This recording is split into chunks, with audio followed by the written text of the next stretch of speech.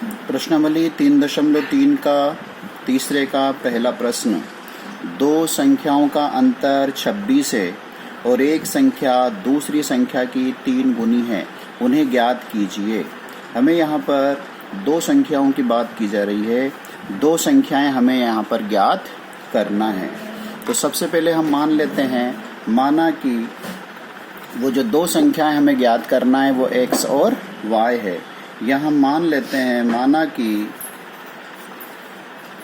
पहली संख्या बराबर x। दो संख्याएं ज्ञात करना है, एक को x मान लीजिए, दूसरी को y मान लीजिए, और दूसरी संख्या बराबर y। दो संख्याएं ज्ञात करना है जो हमने x y मान ली है। अब हम प्रश्न के अनुसार, प्रश्न में दिए गए प्रतिबंध के अनुसार समीकरण बनाएंगे। यहाँ देखिए प्रश्न में क्या दिया है, दो संख्याओं का अंतर 26 है। तो हम चाहें तो लिख दें, प्रथम प्रतिबंध के अनुसार, प्रथम प्रतिबंध के अनुसार पहला प्रतिबंध क्या कह रहा है, दो संख्याओं का अंतर 26 है। दो संख्या हमने x और y मानी है, तो x और y का जो अंतर है, जो घटाव है, वो 26 हमें दिया है। ये डायरेक्ट हमारा पहला समीकरण बन जाएगा। अब द्वितीय प्रतिबंध के अनुसार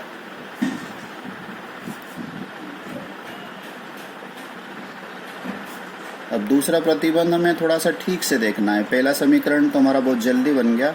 दूसरे प्रतिबंध में आप क्या लिखा हुआ है, एक संख्या दूसरी संख्या की 3 गुनी है ना। हम चाहें तो यहाँ लिख भी सकते हैं, एक संख्या दूसरी संख्या की 3 गुनी है।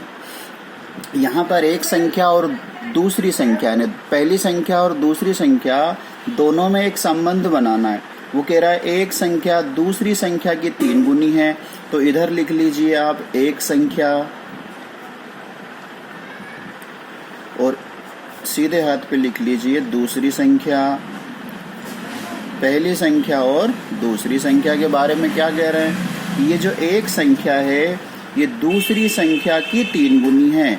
तो दूसरी संख्या की 3 गुनी है, तो दूसरी संख्या में 3 का गुणा कर देंगे और यहाँ पे बराबर लगा देंगे। तो ये प्रश्न के अनुसार वो जो बात कह रहे हैं वो यही बात कह रहे हैं कि एक संख्या दूसरी संख्या की 3 गुनी। अब हम जो है एक संख्या हमने x मानी है और दूसरी संख्या हमने क्या मानी है, y मानी है। तो रिलेशन हो गया x बराबर 3y। समीकरण बनाना है, इसके लिए हमें क्या करना पड़ेगा, लेफ्ट हैंड साइड पे हमें x और y के पद रखना है। x का पद तो यहाँ है, 3y को इधर लाएंगे, ऋण 3y। अब अचर पद तो हम देख रहे हैं कोई भी नहीं है, तो यहाँ पे हम 0 कर देंगे। 3y यहाँ था, इधर आ गया, अब कोई बचा ही नहीं, 0। तो इस तरीके से हमारा दूसरा समीकरण भी बन गया। अब हम दोनों समीकरणों को हल करेंगे। पहला समीकरण x ऋण y बराबर 26 हमारा बना, दूसरा हमारा x ऋण 3y बराबर 0 बना। अब ये हमारा समीकरण युग्म है, इसको हम विलोपन विधि से ही हल करने जा रहे हैं। आप देख रहे हैं यहाँ पे हम x के गुणांक पहले से एक जैसे हैं, इस बार हम y के गुणांकों को y के पदों को एक जैसा नहीं कर रहे हैं। इस बार हम y के गुणांकों को एक जैसा नहीं कर रहे हैं।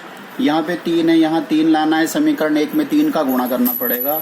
हम देख रहे हैं x के गुणांक एक जैसे हैं, तो उसके लिए कर लो, गुणा करने से बच जाएंगे, है ना। अब हमें देखना है कि हम समीकरण 1 को जोड़ें कि घटाएं। यह देखिए +x और +x कटने की स्थिति में नहीं है, ये तो 2x हो जाएंगे। हमें तो घटाना है, काटना है, इसलिए इसका ये माइनस का होगा तो कर पाएंगे। इसलिए समीकरण 1 में से समीकरण 2 को घटाना पड़ेगा। 1 में से समीकरण 2 को घटाने पर, क्योंकि ऑलरेडी प्लस माइनस के होते तो हम जोड़ देते फिर उनको। यहाँ पे ऑलरेडी प्लस माइनस है ही नहीं, इसलिए हम क्या कर रहे हैं, घटा रहे हैं। देखिए प्लस का x माइनस का 3y प्लस का, और 0 तो प्लस करो माइनस करो क्या फ़र्क पड़ता है। ये प्लस का x माइनस का x कट गया, -y प्लस 3y अलग अलग चिन्ह के हैं, घटा लो।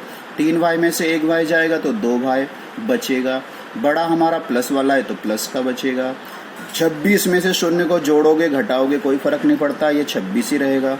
y बराबर अपना हो जाएगा 26/2 2 से 26 को 13 बार काट लेंगे, y बराबर हमारा 13 आ गया।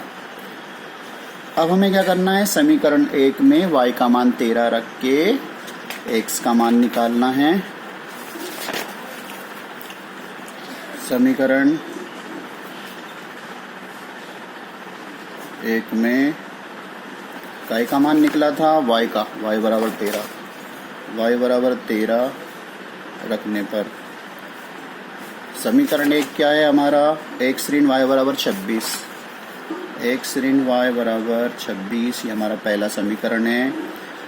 y की जगह 13 रखना है, x ऋण y की जगह 13, x का मान हमें चाहिए, ऋण 13 को इधर लाएंगे, धन 13, x बराबर हो जाएगा 6 और 3 9, 2 और 1 3, x का मान 39 आ गया है। इस तरीके से हमको ज्ञात करना था पहली संख्या और दूसरी संख्या। यहाँ x y के मान रख दो, दोनों संख्या हमें ज्ञात हो जाएगी।